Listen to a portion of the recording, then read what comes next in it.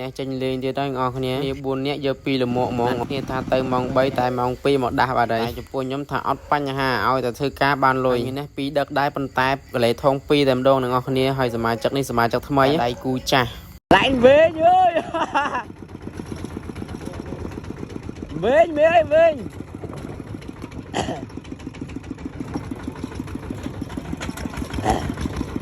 tạm phải gì chơi nó xì bay thân này buồn nè pi là mộng nè người đang muốn nè tay vô hiểu chưa ape hồi tôi quăng ape một tấm một cái đường lon nó biết đâu rồi hai chập đàm lang hai bạn lại mê buông thứ ấy nữa đọc của mê lưới mê và nhặt tí má mê chật phình mình chưa ngọt nè còn con này cái gì cho đó chật bài thứ hai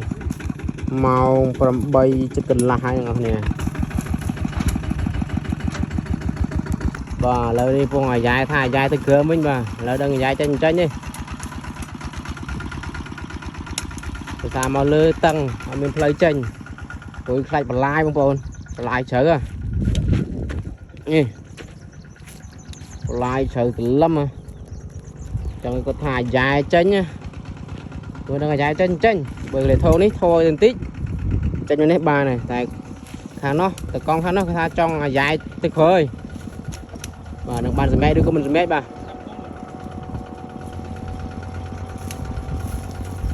rồi anh phật bóc co đấy bà là dài phật bóc co đấy bà cho thử cơm mới nhá cho mong còn lợi dụng pin nhá không con đào mà để trong thứ hai màu chất phẩm búa ngon nè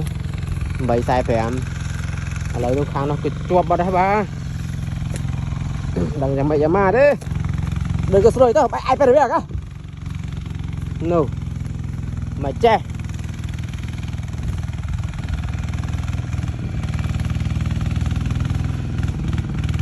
tờ hai khoe rồi và nó mà chặt nè hồi mà này mũi tiền để chấm trái nha mê tập bèn là ô thi không bố này trời cái đây vui cá bông không ô thi три cha tại tin mới để em tập lá ngon nè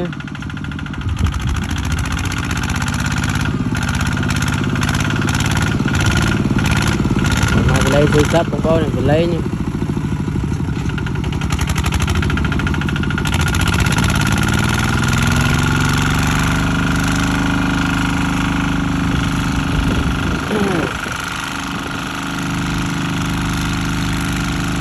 mày chẳng mà chứ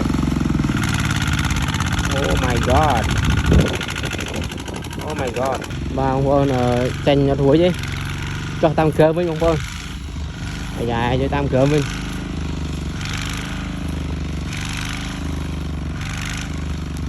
ngày nay bốn nẹt ngon nè bốn nẹt cho pi lấy thong dạ mà lơ với nhá được hơn bình khỏi với ông ơi này thi bèm tập lá lên cho muối nâng thật thi bèm tập lá ngon nè nơi vào đây nơi bạn ơi cho ba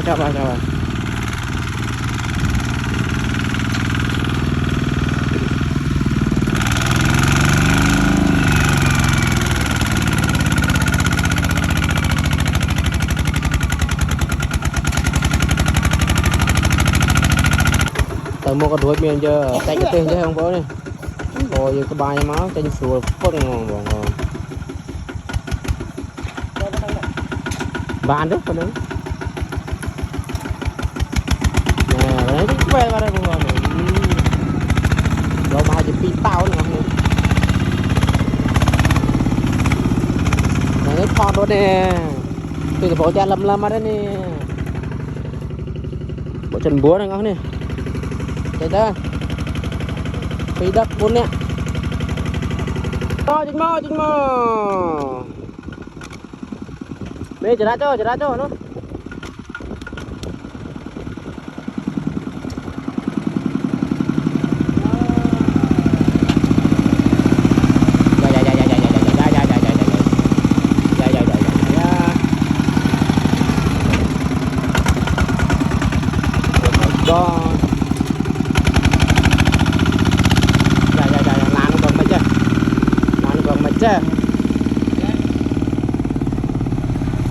Mà muối là muối tiền.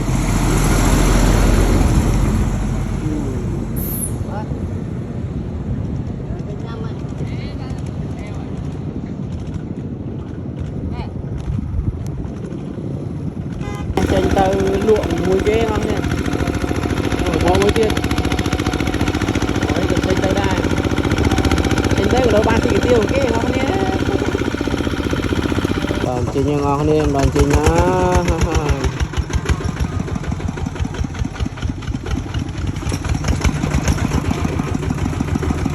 Cho đầy cùi chăng ngon nè, cho đầy cùi chăng. Mà chụp cái nia ngon nè. Được bao nhiêu bọn này chụp thêm cho xì cái tiêu một con. Chụp thêm lành cái tiêu. Chụp thêm cha ngon nè. Chụp thêm thọc độ thì tao ngon nè. Đấy chỗ này. Mà cho xì cái tiêu sân. Thêm thọc độ xì tao lấy kiểu độ xì tao thế này. Tết độ xì tao đó. Mặt mày